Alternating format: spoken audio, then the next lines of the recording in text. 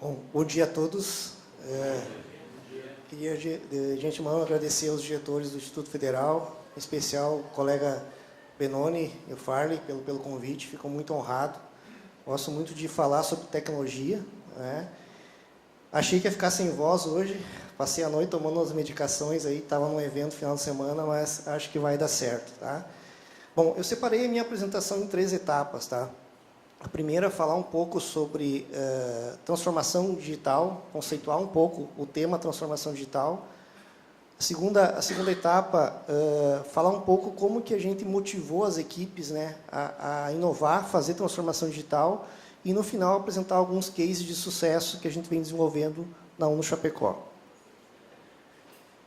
Bom, e qual é a chave, né, para essa verdadeira transformação digital? Né? Qual o caminho que a gente tem que seguir para a transformação digital? Eu gosto muito desse conceito sobre transformação digital. A transformação digital não se refere necessariamente à tecnologia digital, mas o fato da tecnologia que em si ela é digital permitir que as pessoas resolvam seus problemas tradicionais e eles preferem essa solução digital à solução antiga. Então, às vezes as pessoas fazem uma confusão em transformação digital e digitalização de processos, né? E veja que aqui a gente já define como algo que as pessoas escolhem, se elas querem utilizar a tecnologia ou uma questão tradicional. Né? Tem um vídeo rápido, gostaria que você prestasse atenção nas tecnologias que estão nesse vídeo. Tá?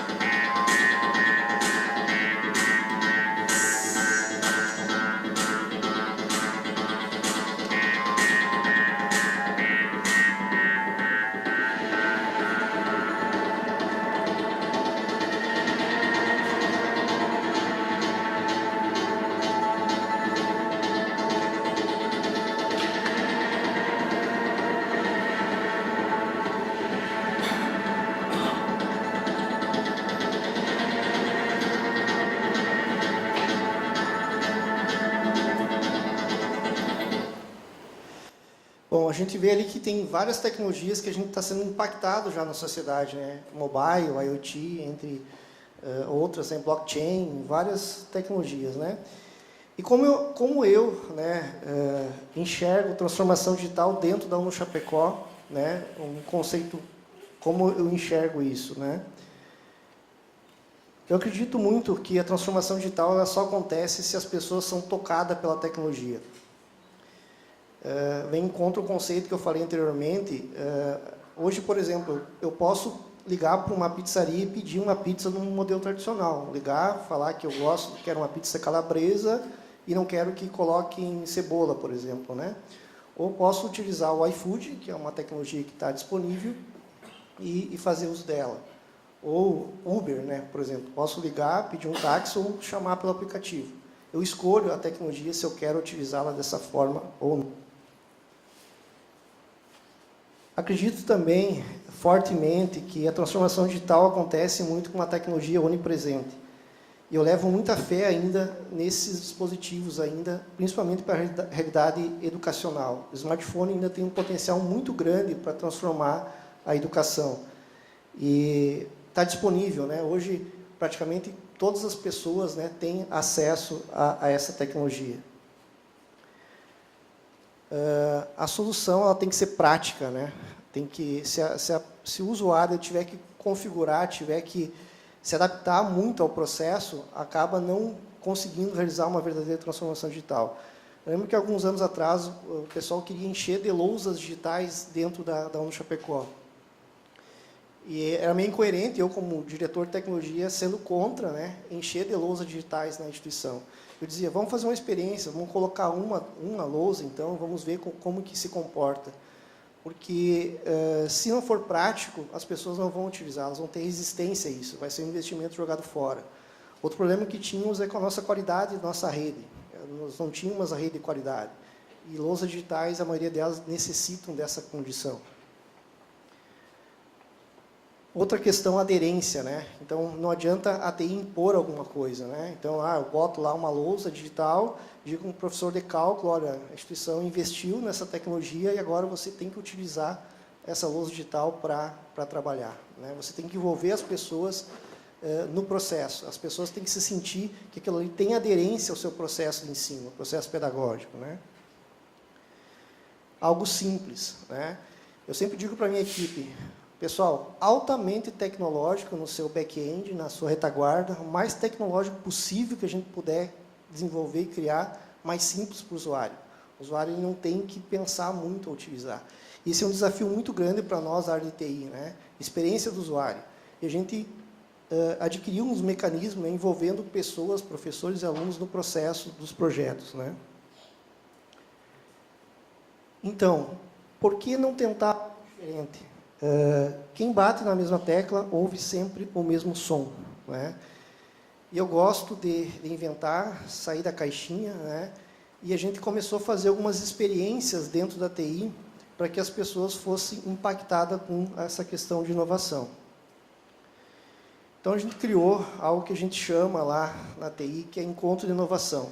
Na verdade, o encontro de inovação a gente se encontra com nós mesmos, né? Então, a gente pega toda a equipe de TI a cada 3, 4 meses, não tem uma data específica, e propõe um encontro de inovação.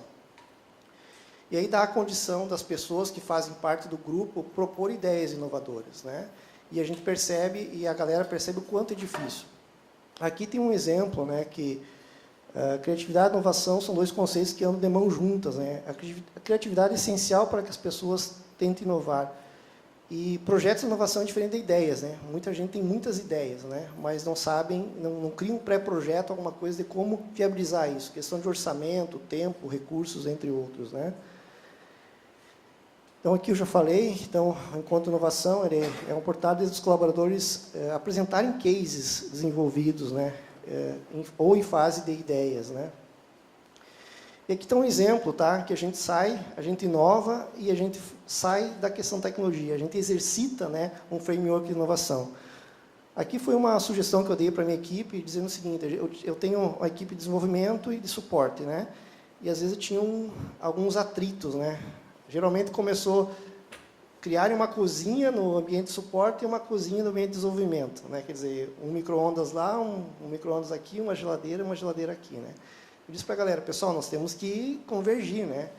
Então, por que não fazer algo diferente, né? E eu propus para ele a gente criar uma feirinha, né? Até para minha esposa é nutricionista e eu sou um que não como muita fruta, né? E aí o pessoal acabava comendo salgadinho, indo lá pastel, né? Então chamei 2 colaboradores e começou a discutir sobre o tema.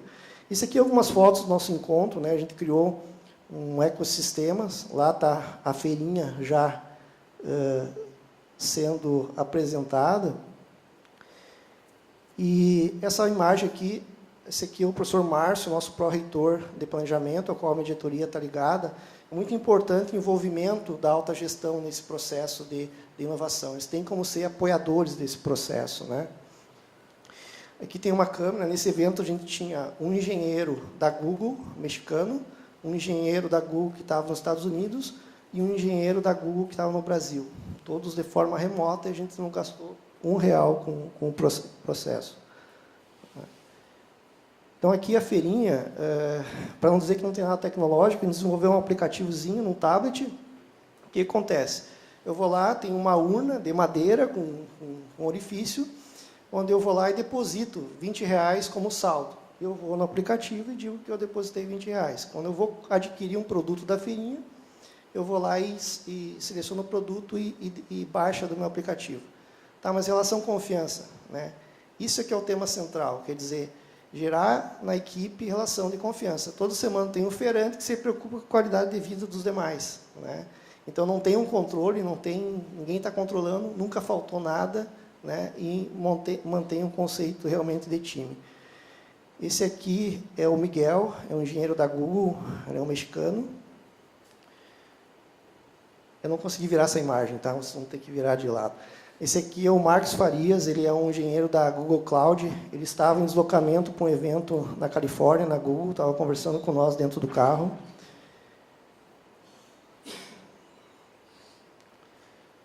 Esse case aqui também é um case muito legal, tá? Agora eu vou sair totalmente de tecnologia e vou falar sobre comida, tá?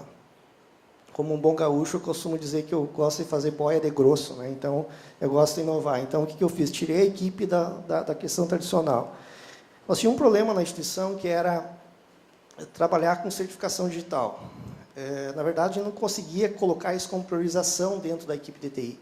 Sempre tinha algo na frente e, ao mesmo tempo, a gestão dizendo: quando que vocês vão desenvolver certificação digital? A gente já está recebendo certificados digitais de outras instituições, nós não conseguimos evoluir com isso. Sempre que eu conversava com os meus analistas, eles diziam: Alessandro, isso aí vai demorar muito tempo, isso aí é complexo, é demorado, né? E eu disse: vamos fazer uma atividade, tirar um pouquinho o pessoal da área de conforto, vamos ver o que dá. O que a gente fez? A gente saiu, né? Eu fiz um escopo sobre o projeto, descrevi o que eu esperava como resultado, né? Não vou ler tudo isso, fiquem tranquilo, né? E a verdade, o objetivo era criar uma espécie de um gateway central que tudo que precisasse ser certificado na instituição passasse por esse certificador, né? Então, aqui são requisitos, né, do processo que se esperava como resultado. E aqui é o interessante, tem alguns palavrões aqui que eu esqueci de tirar, tá? Mas foi a realidade daquele dia. O que eles tinham? A gente saiu para uma área a Associação dos Funcionários da Universidade, eles tinham disponível só um modem 3G e um notebook, um quadro branco e canetão, né? E a gente tinha que ter resultados. Alguns requisitos foram colocados, eu tinha 4 analistas, 6 programadores, então eles poderiam convidar um analista por vez, eleger um interlocutor, porque na equipe de TI a gente tem dificuldade de comunicação, então eles deveriam eleger um dos interlocutores, poderiam chamar um analista de cada vez, só por uma única vez, e com um tempo de 30 minutos, né? Eu orientei eles: escolham analistas que têm, um tem habilidade mais na regra de negócio, um tem especialidade mais na questão visual, né? E escolham por expertise. E eu era o cliente, né? Eles podiam me chamar 2 vezes, né? Esse mesmo questão. E eu, junto com os 4 analistas, tinha que preparar o almoço, né? O almoço tinha que ser servido rigorosamente ao meio-dia, todos teriam que almoçar ao mesmo tempo e depois nós iríamos almoçar. Tinha umas coisas para evitar frequentar a cozinha, se sentirem impressionados podem optar a retirar a ajuda de 30 minutos, né? A ideia aqui era botar uma pressão gigante nos programadores para eles sentir o impacto do que era o dia a dia, né? E a gente foi para a atividade. Então, aqui são algumas imagens, né, da atividade acontecendo. Esse aqui é o Cledir, um dos analistas que foi chamado para tirar dúvidas, né? Aqui a estrutura do projeto já acontecendo, então, no Redmine, com atividades e tarefas. Aqui, então, era a cozinha, né? Eu encarreguei, fui lá, comprei todos os mantimentos, né? E a gente tinha que produzir hambúrguer partindo do zero, né, e nos adaptando aos equipamentos.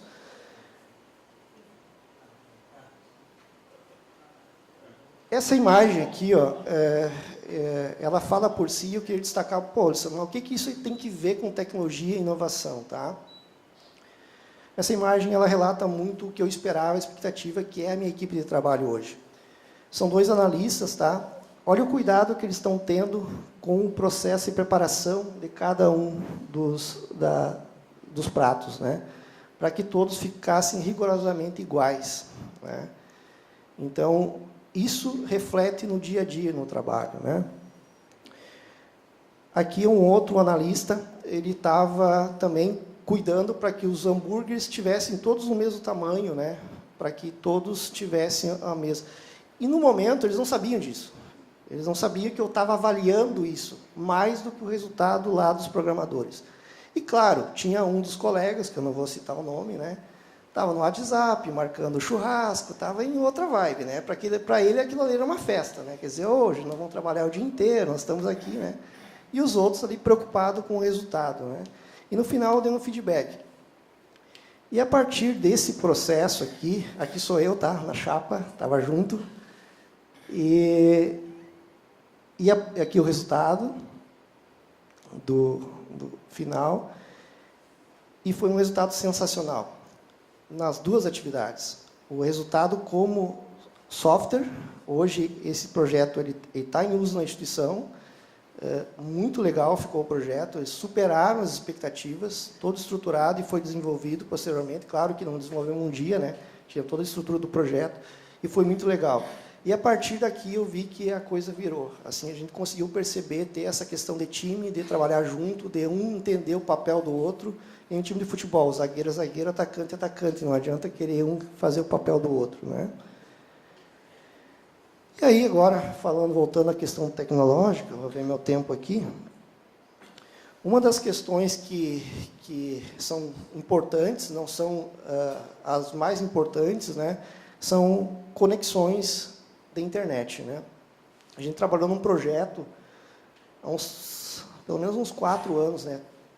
1 ano e meio, 2, a gente concluiu, que é a nossa Wi-Fi, né? Então, não adianta pensar em transformação digital, aplicativos, mobile, IoT, qualquer outra coisa, se não tiver uma internet de qualidade, né? Eu vou ter barreiras. Claro que eu posso fazer de outra forma, mas eu vou ter dificuldades. E a gente implementou, hoje o nosso campus Chapecó ele tem cobertura total, o aluno desce o terminal urbano, já conecta na rede Wi-Fi, em todas as áreas de convivência, né? São mais de 500 IAPs, né, na estrutura. A gente tem um total de 9.000 alunos, somado todos os mestrado, doutorado. A gente chega a quase 6.000 conexões simultâneas à noite, né, e com qualidade. Aqui também o Prezi me sacaneou, mas aqui dá para ver uma das antenas outdoor, tá? Aqui essas antenas estão num espaço de convivência, que é o Jardim das Artes. Eles chegam a ter em torno de 500, 600 conexões simultâneas em cada um desses rádios, né? E aqui uma imagem mostrando um recorte de um dos andares dos nossos blocos, né? Com área de calor. Então, cada sala de aula com uma solução.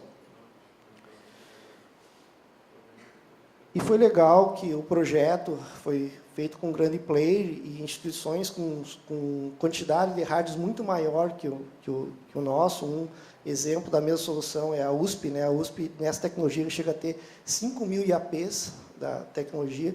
E a gente foi escolhido pela Aruba, pelo processo, pelo conceito de negócio, como case de sucesso no Brasil, né? Eu dei uma palestra em São Paulo, um evento da Aruba, que acontece, acho que foi não vou lembrar agora, mas eram em torno de 600 pessoas e foi muito legal o projeto. E mais legal ainda porque eles têm um evento mundial da Aruba e a equipe Brasil da Aruba levou o case da Chapecó para concorrer num prêmio deles, né? Eles foram premiados, né, como Prêmio Mundial da Aruba, isso foi em 2017, final de 2017. Alguns dos engenheiros acabaram sendo promovidos, 2 deles Esse aqui está morando nos Estados Unidos em função do projeto que foi apresentado. Então, foi muito legal se envolver nesse projeto também.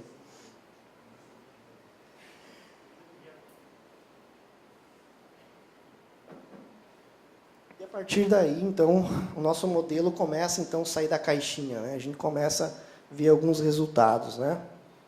Vocês vão ver aqui que a gente é extremamente possessivo no Chapecó, tá? Nossa ferramenta, nosso RP acadêmico desenvolvido internamente se chama Minha Uno, né? E todos os módulos têm Minha Prova, o meu quiz, algumas ferramentas. Então, a gente é muito possessivo, né? Na verdade, foi um nome que acabou colando, acabou pegando, né? E a gente acabou utilizando. Essa imagem é bem legal. A gente queria envolver professores no processo, né?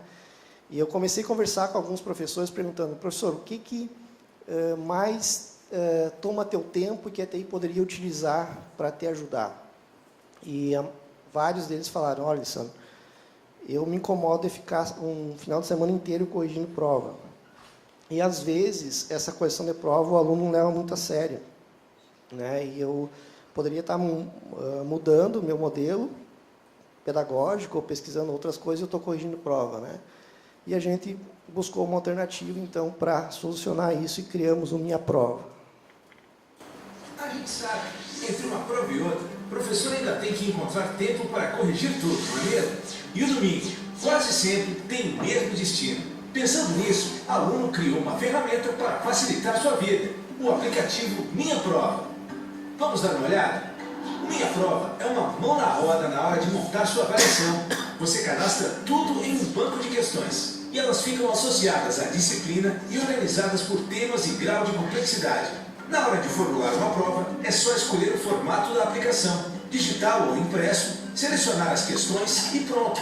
O gabarito é gerado automaticamente. Se desejar, pode colocar as questões e respostas em ordem aleatória. Assim, cada aluno terá um gabarito diferente, que será reconhecido pelo QR Code.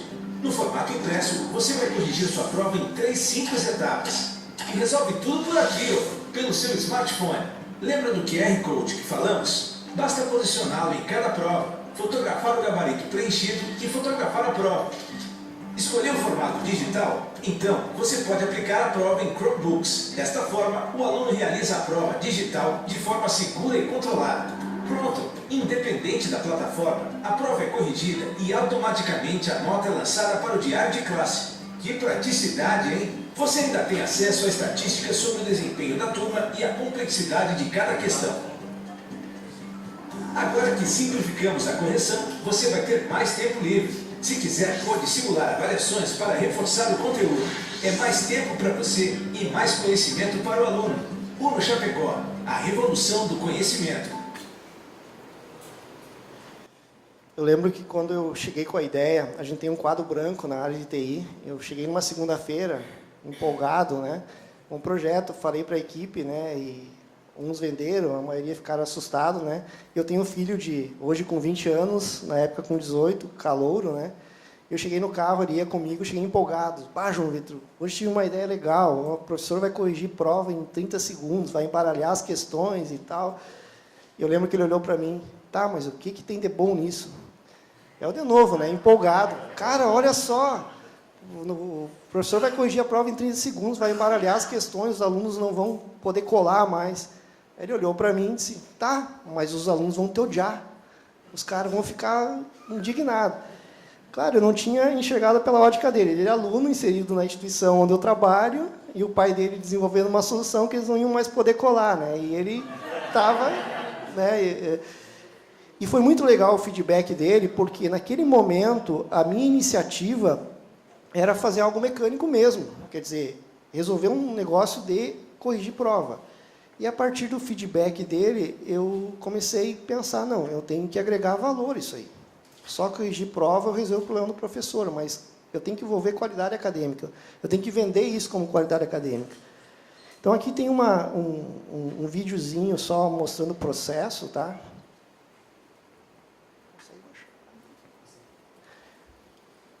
E aqui, então, ele acessa aquela questão de simplicidade, ele não baixa nenhum aplicativo, está dentro do nosso mobile da UniChapecó, ele aponta para o QR Code.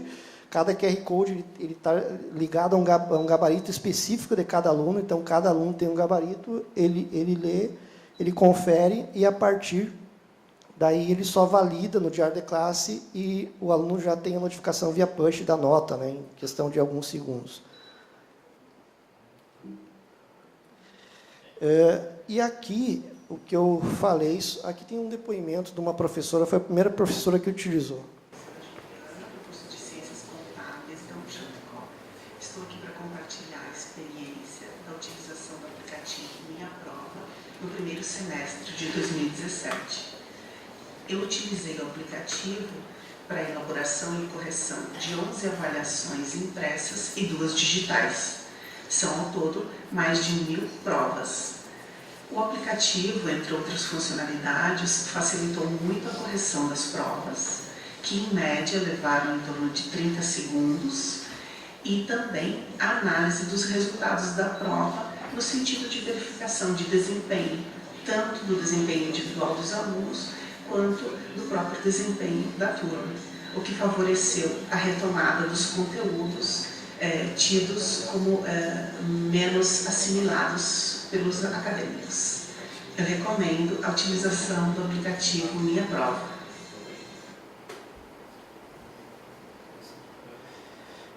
Então aqui tem alguns dashboards que eu comentei, né, alguns indicadores de qualidade acadêmica. Então, tanto o professor como o aluno ele consegue verificar qual foi a média da turma, quais são os alunos que estão abaixo da média da turma.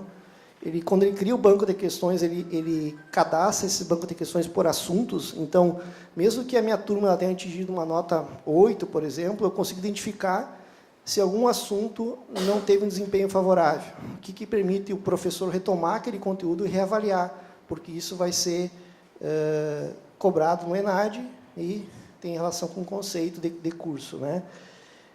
Também ele consegue verificar questões, por exemplo, dentro de uma questão, qual foi o aproveitamento desses alunos. Tem uma questão que o pessoal não assimilou direito, pode ser que ela não esteja bem formulada, ou rediscutir essas questões, né? Ele permite também fazer comparação entre avaliações. Então, quando aquela questão tem um assunto que a turma não foi bem, eu vou lá, retomo, mudo o meu modelo pedagógico e reaplico uma outra avaliação com aquele conteúdo. Eu comparo se a turma teve evolução ou regressão, e aí consegue melhorar a qualidade acadêmica, né? Também, em cima das questões, os alunos recebem um retorno, né, sobre como que foi o desempenho dele através de um relatório, a questão que ele deveria ter marcado e que não foi marcado, com alguma observação que permite ele retomar esse conteúdo e também estudá-lo, né?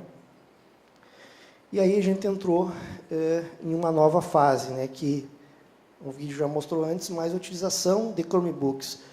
Eu tive num evento, dando uma palestra na Google, e conheci os Chromebooks, acho que foi em 2017, 2016, né? Uma universidade de Tiradentes, de Sergipe, tinha adquirido em torno de 600 equipamentos, né? A gente não tinha recurso nenhum, expectativa, convencer isso, porque ao arriscado compramos 2 e trouxemos para o laboratório e apostamos no projeto, né? E depois o primeiro curso que foi utilizado foi o curso de Direito, né, que fez uso da tecnologia.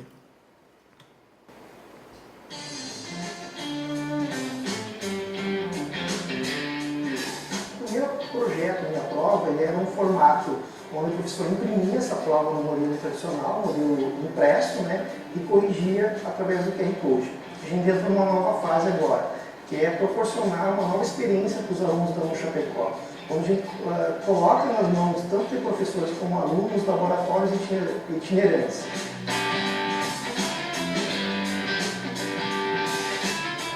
Acredito eu que, assim como Minha Prova, um novo sistema de aplicação de atividades avaliativas ou não avaliativas através dos Chromebooks só venha a crescer e a melhorar muito mais o nível de ensino, né? Os nossos acadêmicos cada vez mais estão buscando tecnologias e o curso de Direito naturalmente tem um afastamento, a aproximação das tecnologias de informação. A área do Direito é de suma importância.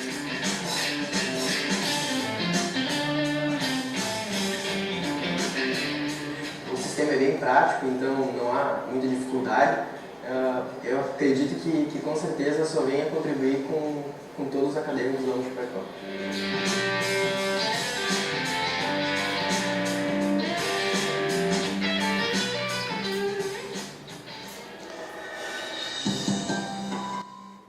Nós escolhemos o piloto com curso de Direito. Nesse dia tinha 65 alunos em sala de aula. E eu fui fazer o piloto, o teste. E eu lembro que o professor, eu combinei com ele, professor, faz uma avaliação e não cobra, né? Só para a gente fazer um piloto, né? Ele falou para mim, não, Alessandro, eu vou fazer o seguinte, eu não vou cobrar, mas eu não vou dizer para eles que não vão cobrar. Aí tu imagina, numa turma de Direito, onde os alunos não sabiam mexer nem com scroll, tinham dificuldade, começou a gerar um pânico. Cara, eu pingava suor naquele dia, porque ia para um lado, ia para o outro, mais uma turma de 3, 4 alunos, né? Mas isso é legal, tá? Isso é desafiante, né? Porque a gente dá a cara a tapa e se envolve no processo. Aquilo que eu falei, não adianta eu colocar algo e dizer assim, usem, né? E veio muito feedback legal do curso de Direito, né? Por exemplo, quando eles vão fazer prova, eles usam livros com leis, né? E fazem anotações, resumos de texto sobre a abordagem do conteúdo. Eles não conseguiam fazer isso no modelo que a gente tinha implementado. E aí eles deram bastante feedback, olha, eu gostei, mas eu não consigo colocar o Chromebook em cima da mesa, mais os livros, mais um papel para fazer rascunho, não tem aderência ao meu processo. A gente adaptou, criou essas condições e voltamos lá da devolutiva. Cara, sensacional. Nós tivemos recentemente a avaliação do curso de Direito pelo MEC, e uma das questões que o MEC está exigindo muito, tem um ponto novo lá, que é inovação. Pontua muito isso. E foi legal porque os avaliadores chegaram aleatoriamente na instituição, escolheram uma sala de aula e foram conversar com os alunos que não estava planejado. E perguntaram para eles, vocês têm livros? A gente tem livros digitais e acesso à biblioteca também. Tá aí as notas. Quanto tempo os professores levam para postar o resultado da nota? O aluno naturalmente disse assim, não, aqui é na hora. Aí o MEC disse, cara, como? Não, aqui é na hora, a gente usa a minha prova e sai o resultado na hora, eu recebo notificação na hora. E o aluno mesmo mostrou a ideia. Então, isso é reconhecimento do trabalho, né? Isso é envolvimento. Então, aí sim eu começo a acreditar sim, numa transformação digital de verdade. Aqui a gente fez todo um processo, a Google tem um projeto com o do Classroom, com os Chromebooks, né? E a gente modificou um pouco, porque a gente começou com minha prova antes de sair o Classroom. E a gente tem um serviço que a gente desenvolveu que faz a integração com a nossa plataforma, os serviços Google, com agendamento do dia e horário, para tornar esses equipamentos congelados, né? Então, a gente desenvolveu e apelidou o nosso serviço carinhosamente de serviço JAWS, ou mandíbulas, né? E acreditem, né? Esse serviço corta, pica e bebe sangue, né? O que ele faz? O aluno só consegue acessar a prova se o professor registrou presença para ele. Se não registrou presença, ele não consegue acessar. Então, alguns minutos antes, ele congela, ele migra o usuário para uma área de segurança, e quando ele liga o Chromebook e se loga, ele já cai direto na avaliação. Ele não consegue espetar o pendrive, não consegue acessar uma outra aba, conectar nada. Ele fica totalmente congelado, né, naquele serviço. Quando termina a prova, ele muda esse serviço, migra esse usuário novamente para uma outra questão, e o professor ele não tem que dominar nada de tecnologia para isso. Ele só tem que reservar e, através do serviço, com o Google Calendar e os serviços Google, ele faz isso. Aquilo que eu falei, se o professor tiver que fazer configurações, não vai rolar. Aqui foi os ciclos docentes esse ano, daí eu consegui viabilizar, são em torno de 11 laboratórios itinerantes, são os carrinhos com os Chromebooks, cada um deles tem 30 Chromebooks, e aí começou, de fato, a acontecer isso, né? A gente tem uma outra ferramenta, que foi a partir disso que a gente desenvolveu, que a gente chama o Meu Quiz. Tá?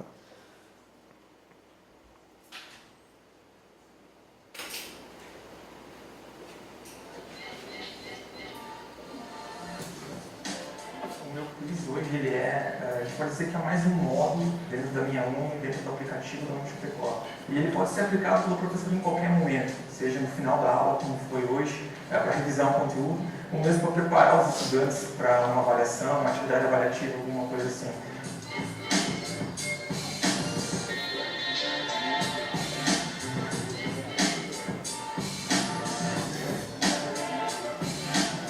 Eu achei excelente, é ótimo porque além de eu ter a possibilidade de ver como foi a apreensão do conteúdo pela turma, é o momento em que eles interagem comigo, que eles dão a resposta que eles acham que poderia ser correta para a questão e eu consigo medir quanto que ficou, né? Que às vezes nem todos falam que não entenderam por N motivos, assim, então eu consigo saber. Metade da turma entendeu, metade não entendeu, isso me preocupa. Então vamos aprofundar esse momento. Eu achei muito legal que a gente pode colocar em prática o que a gente aprendeu na aula e ver onde existem dificuldades e onde tem que estudar um pouco mais.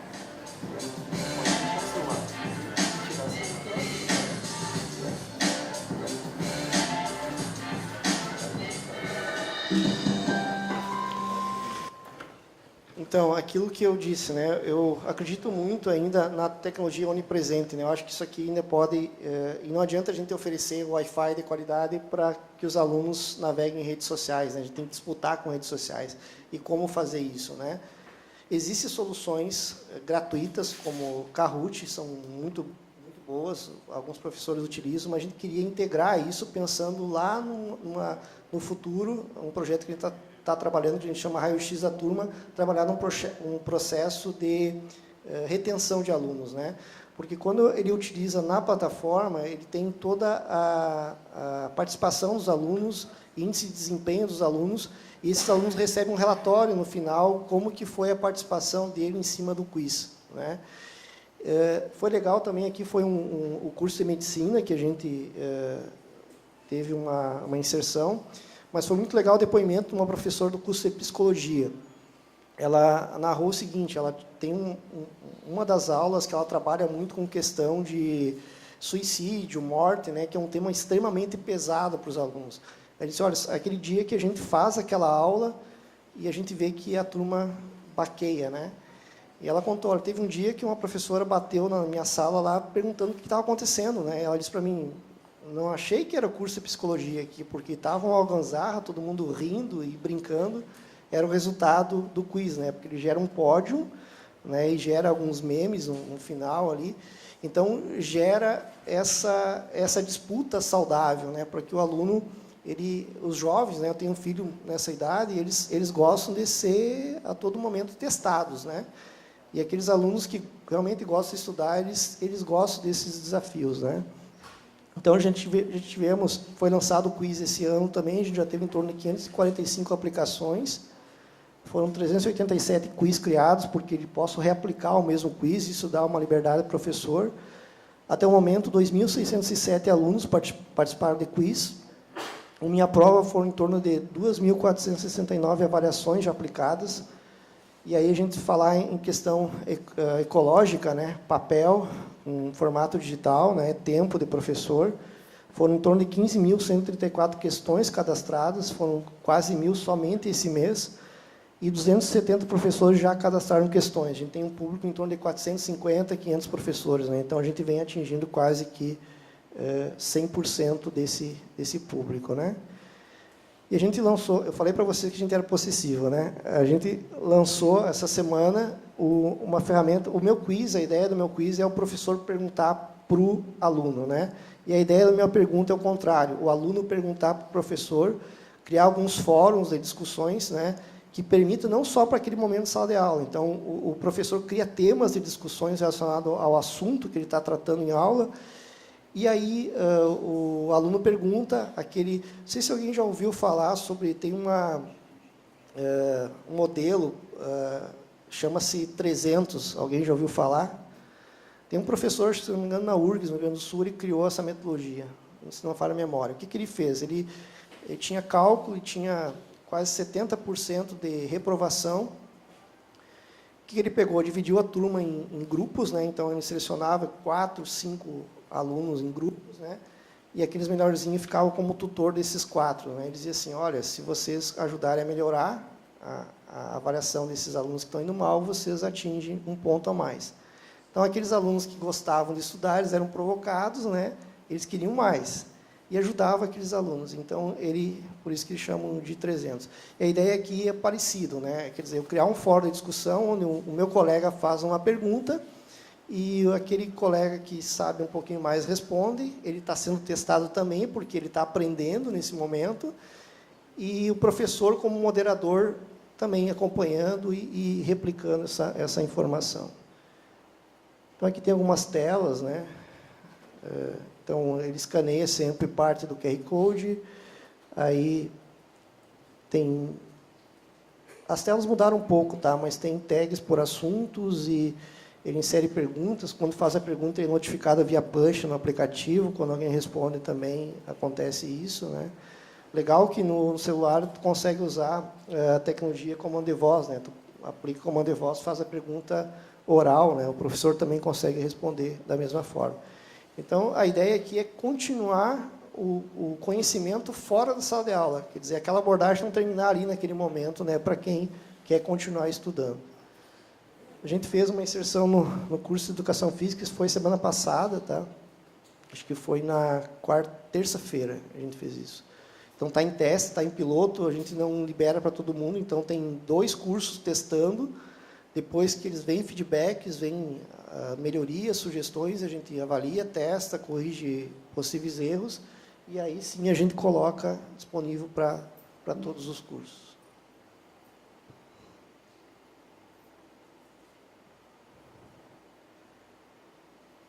Agora vamos imaginar a seguinte situação, tá? Imagina que eu tivesse uma solução que pudesse identificar o aluno se ele é calouro. Então, ele desce no terminal urbano, chega no campus, ele acessa o aplicativo da instituição e identifica que aquele aluno é calouro.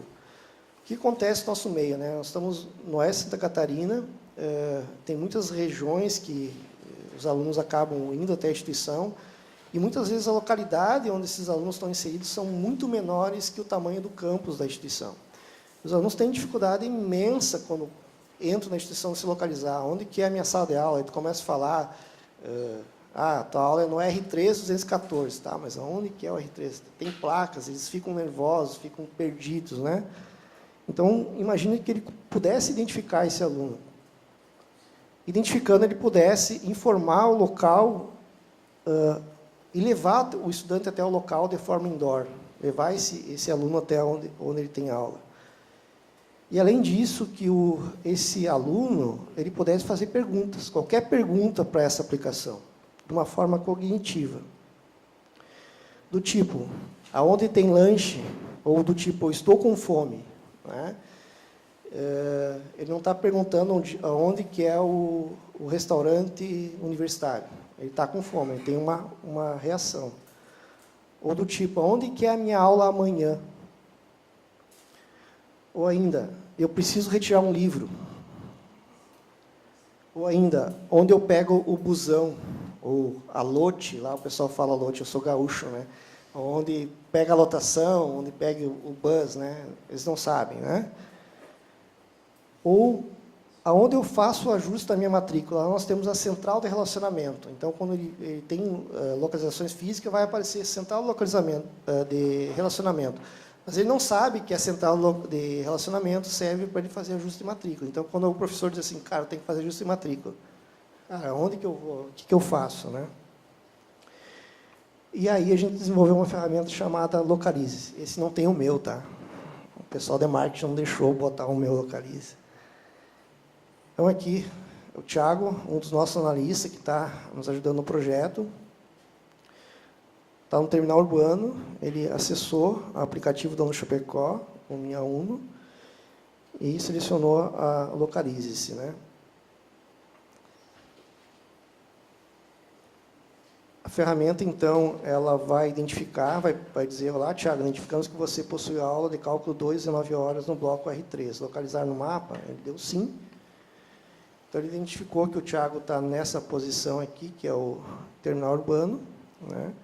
Ele está se deslocando e a ferramenta ela está acompanhando de forma indoor até chegar onde tem o PIN aqui. O legal é que quando ele chega na sala, aqui o vídeo foi feito um vídeo amador, ele faz um recorte em 3D. Quer dizer, quando ele faz a imersão dentro da sala de aula, ele já faz um recorte em 3D e o aluno consegue identificar visualmente o espaço, né, onde ele está. Por exemplo, a gente está redesenhando, está, Alessandro, mas a gente não pode usar o Google Maps ou o Waze, né? Ele vai funcionar da porta para fora, né? Ou tem algumas soluções da Google que você consegue fazer realidade aumentada, mas você vai conhecer a instituição, mas não de forma indoor, né? E a gente está redesenhando, o projeto deve sair agora em junho. A parte tecnológica está toda pronta, o que está faltando só alguns desenhos de plantas, né? E a ideia é assim, por exemplo, tu para, aqui a gente tem o nosso Jardim das Artes, tu para em frente a um monumento, por alguns segundos a ferramenta reage contigo. Ela informa, você está na frente de uma aula de arte, do artista plástico fulano de tal, quer mais informações, né? Ou quer fazer um tour dentro da instituição. Então, por comando de voz. Então, a gente buscou essa tecnologia, foi nessa palestra que eu dei na Google, conversando com o Miguel.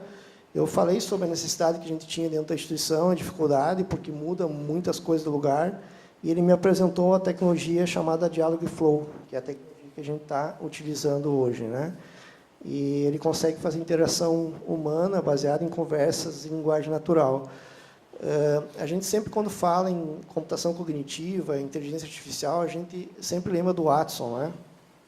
E a Google tem ferramentas, comprou muitas startups, e hoje, se a gente pesquisar questões de ferramentas, está muito à frente, né? E soluções gratuitas, disponíveis, né? Estudar API e trabalhar em cima delas, né? E blockchain, né? Alguém já ouviu falar em blockchain? Acho que aqui em TI todo mundo, né?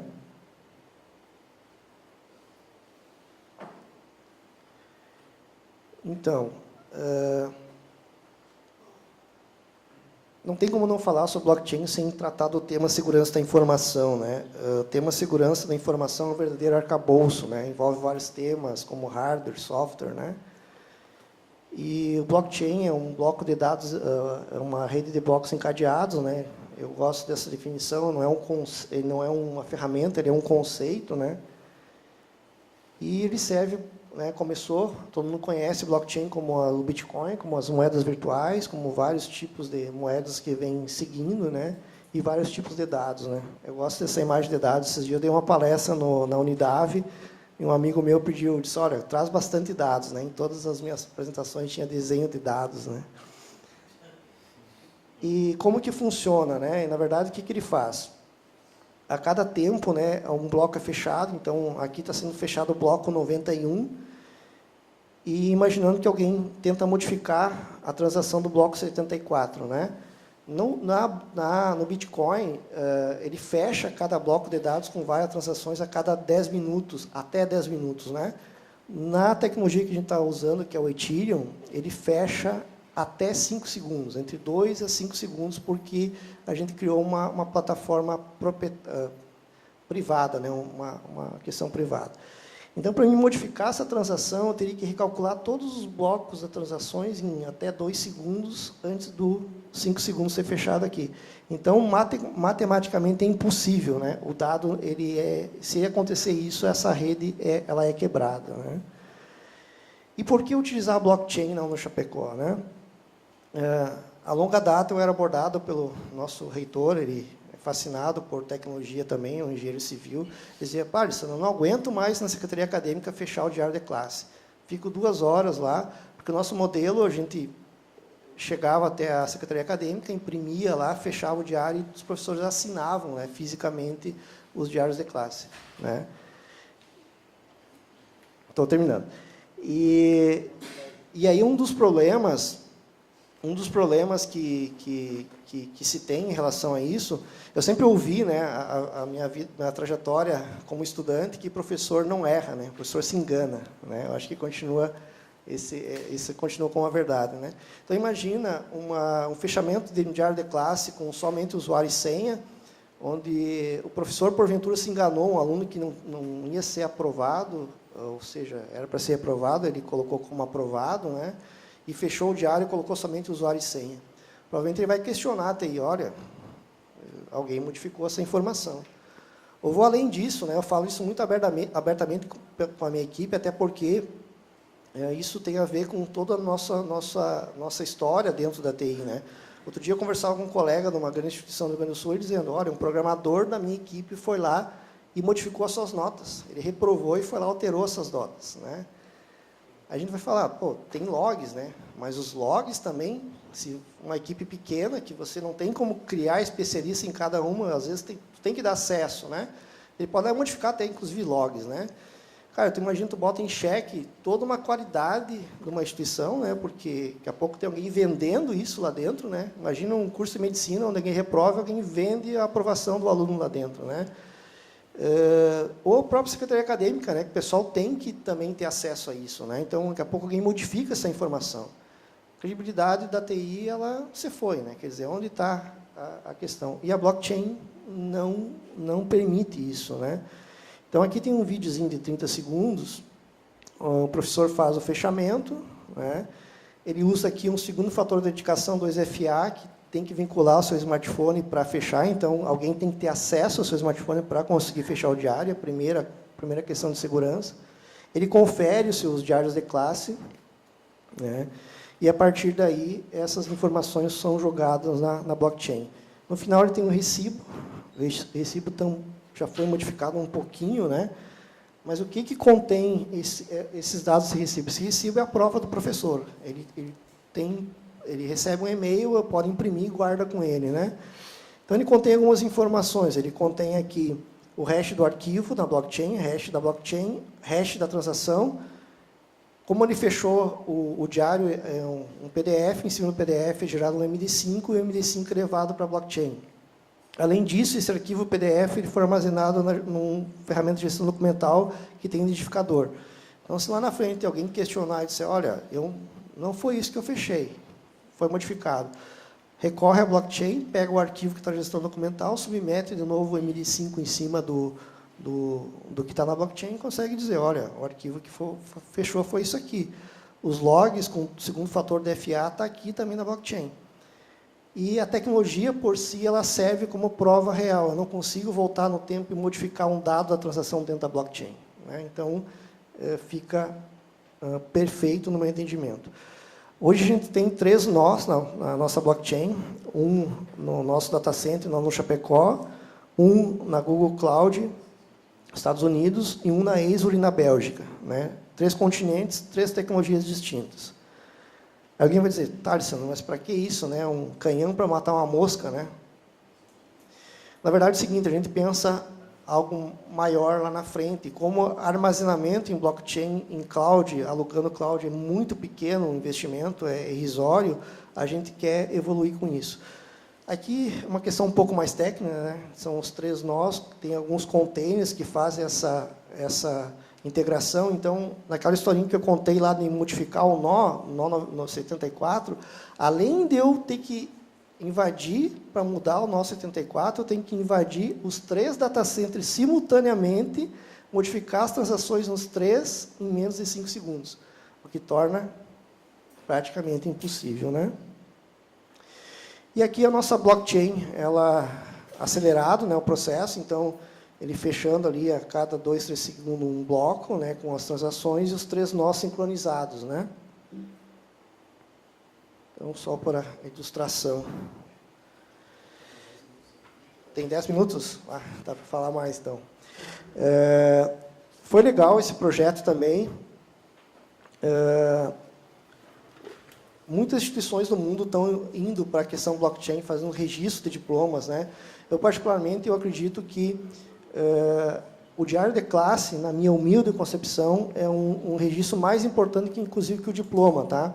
Porque o diploma, na verdade, é uma consequência do diário de classe. Não que o diploma não seja mais importante, mas em questão de registro acadêmico, ele é mais importante, né? E a gente está trabalhando também em fazer esses registros dos diários de classe e fazer todos os processos. A gente tem negociação financeira online, contrato de alunos, toda a parte que envolve o aluno da validação, a ideia é jogar essa informação dentro da blockchain. primeira instituição no mundo a utilizar foi a Universidade de Wolf, se não me engano, na Inglaterra. MIT está utilizando isso. No Brasil, registro acadêmico tem 2 instituições, a UNO Chapecó e uma universidade da Paraíba. Fizeram um projeto com a RNP e lançaram muito próximo a nós, só que nós começamos com diários de classe e eles optaram por diplomas, né? Diplomas devem estar acompanhando, tem uma mudança na lei, né? A gente estava tentando, tem um pesquisador aqui na Universidade Federal que estava tentando convencer o MEC a fazer registro em blockchain de diplomas, mas eles optaram por utilizar tecnologia XML, o mesmo modelo das notas fiscais eletrônicas. Mas nós, como no Chapecó, independente do que o governo está colocando, pensando em preservar a instituição, a gente quer jogar esses dados do arquivo XML também na blockchain, porque é uma segurança a mais para a TI, uma segurança a mais para a instituição nessa validação. E a gente foi agraciado, a gente saiu na revista Ensino Superior, então teve a Universidade de Wolf, na Inglaterra, e eu no Chapecó saiu também na revista impressa, da revista Ensino Superior, que é bastante conceituada. E acabou rolando também outras publicações, inclusive internacionais, sobre o nosso case, né? Isso é bem legal porque retroalimenta, né, dentro da equipe esse papel de inovação. A galera se sente motivada a cada vez inovar mais, né? E a ideia, a continuidade dos próximos passos em relação à blockchain, aquilo que eu já falei, algumas questões, é a gente gerar um grande cluster de universidades interessadas, né? Porque toda vez que eu estou gerando fechamento de blocos, independente se eu tenho conteúdo ou não, o meu custo de fechamento desses blocos é o mesmo, e não muda. Então, por que eu não envolver outras instituições de ensino no processo e começar a operar utilizando a nossa blockchain, né? É algo que não é uma segurança a mais, é um gateway a mais para instituições e não é algo impactante ao negócio, né? Eu vi a professora falando nessa questão de inovar, né? Eu tenho um sonho pessoal dentro da TI que é começar, de alguma forma, a trazer receita, né? Porque hoje é uma dificuldade, cada vez mais, as instituições perdendo alunos, essa dificuldade financeira, como gerar certificações para os técnicos, treinamento, né? É sempre uma briga constante, né? Então, quem sabe esse seja um dos caminhos que a gente possa trilhar, tá? Tem um vídeo aqui, 5 minutos, acho que eu vou pular, deixo para depois, outro momento, mas quem quiser assistir depois, um vídeo que fala sobre o tema VUCA, tá? É bem interessante, se alguém puder assistir, tem no YouTube ali, é bastante interessante. Então, pessoal, muito obrigado mais uma vez, falei demais, tá? Mas eu tenho um mantra que eu levo, eu ouvi isso de uma professora uma vez, a UNO Chapecó é a segunda instituição de ensino que eu trabalho. Trabalhei na Universidade do Rio Grande do Sul por quase 10 anos, e eu vi uma professora falando, logo que eu comecei, dizia o seguinte: faça pequenas coisas como se fossem grandes, para um dia fazer grandes coisas como se fossem pequenas. A gente vem dentro da TI tentando fazer pequenas coisas, como mostrei aqui, para um dia a gente conseguir fazer grandes coisas, mas de forma natural, tá? Então, muito obrigado mais uma vez, obrigado a todos aí pela oportunidade.